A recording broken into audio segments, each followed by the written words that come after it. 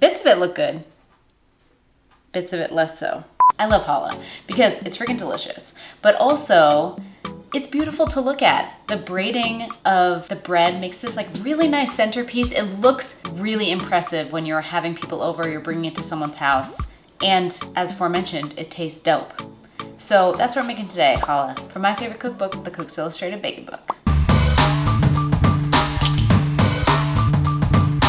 Made this recipe a couple of times, and when you first look at it, you're like, holy crap, how many braids are in there? My favorite cookbook is very clever. Basically what you do with this recipe is you make one braid, and then a smaller braid is put on top, and then they bake together, and the final result is a little bit mind-bending. And then when you like point out what it is, it's like way less impressive. So don't point out what it is, just be like, yeah, I know how to braid crazy stuff. I have made this several times before, and the braids are fine, but the stacking of the braids often isn't exactly what you want. Let's see if I get it right today. That would be great. Even if you mess it up, honestly, it tastes really good.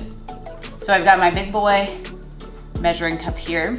So this is half a cup of warm water. And now I'll measure a quarter cup of vegetable oil. I always measure things on the table, looking at eye height. I feel more comfortable. I know that it's gonna be more accurate. I feel like if I hold it up, it's kind of wiggling around and I'm not really sure that I'm getting the measurement that I want. To this I will add 2 eggs and 1 yolk. Now save this egg white. Don't go making an omelet or something because we're gonna need it later on.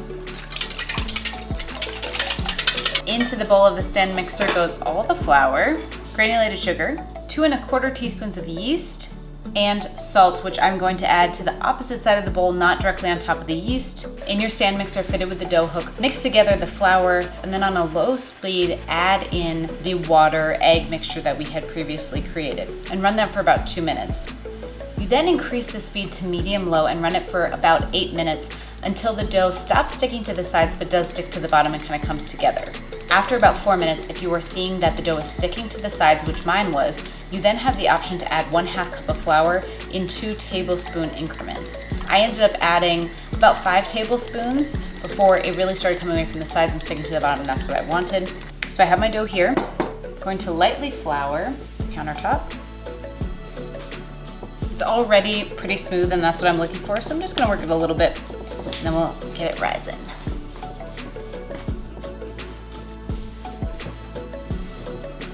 I have a large bowl with vegetable oil. Pop this guy in. I'm gonna cover this and let this rest right here for an hour to an hour and a half till it's doubled in size. 1 hour later, we are ready to move on. Dough looks great, doubled in size, excellent. I'm gonna save this plastic because we'll need plastic later. Okay. Now I want to divide this into 2 pieces, one twice as big as the other because the bigger piece is going to serve as the bottom plat and then the top will be the smaller plat. So I'm just eyeballing it. And then because we're gonna do a 3-strand plat, each of these need to come into thirds. I'm just trying to even it out a little bit so I get nice even pieces. The book says to roll each of these into 16-inch length pieces. Why did I put my jewelry back on?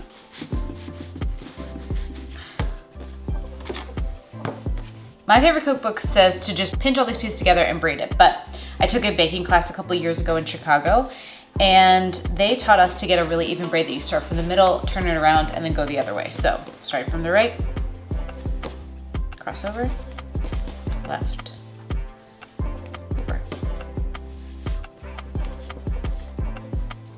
This is the only braid that I know how to do. Keep going to the end. And then this will get tucked under. So then we rotate the whole thing. And because on this way we went over, now we'll go under. So left, under. Gosh, getting these bubbles, which I think we don't want. So I'm just gonna pop that. Same thing, that goes under.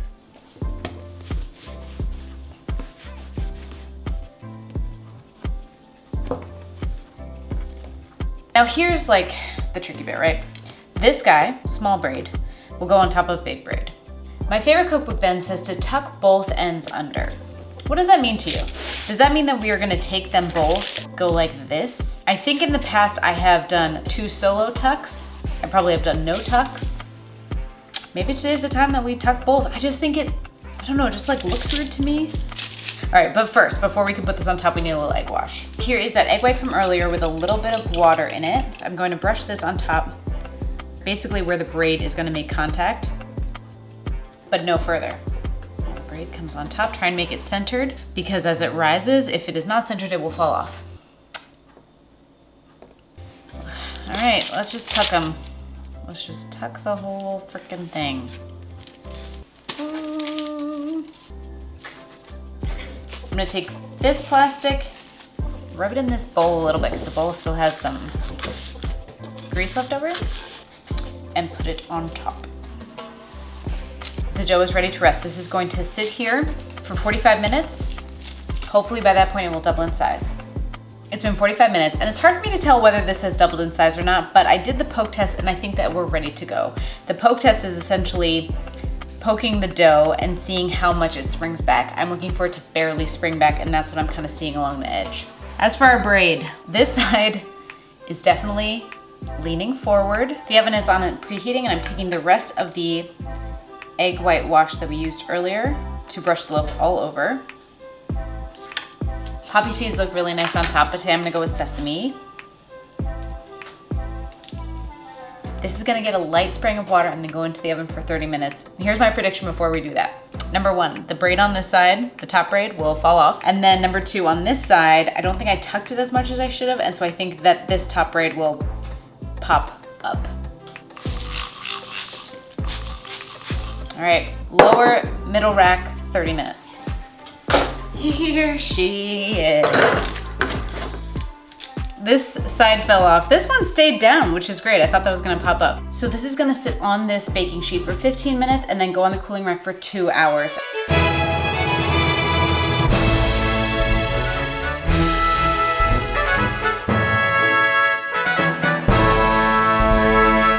You know, a lot can happen when you're waiting for bread to cool. I waited 1 hour, and then in between the first hour and the second hour, I don't know, got distracted, started doing stuff. So it's the next day, but I'm very excited to try this challah. Traditionally, with challah, you tear it. I'm gonna do a slice so that we can see the cross section. Oh, it's beautiful. I've made this recipe a couple times before, as I mentioned, and I graded it the first time that I made it, and that grade still stands. This challah gets an E for exceeds expectations, which is the second highest grade in the OWL grading system. It has such a great flavor. I think it's a really reliable recipe. It always tastes good when I make it, even if my technique means that it looks a little sad. I do want to keep trying. I want to keep practicing. I really want to nail it. And I feel like I can with this recipe. I think there's nothing wrong with the recipe. It's just, baking's hard. Go try this challah. And if you have recommendations for me on how I can nail that top plat, leave it in the comments.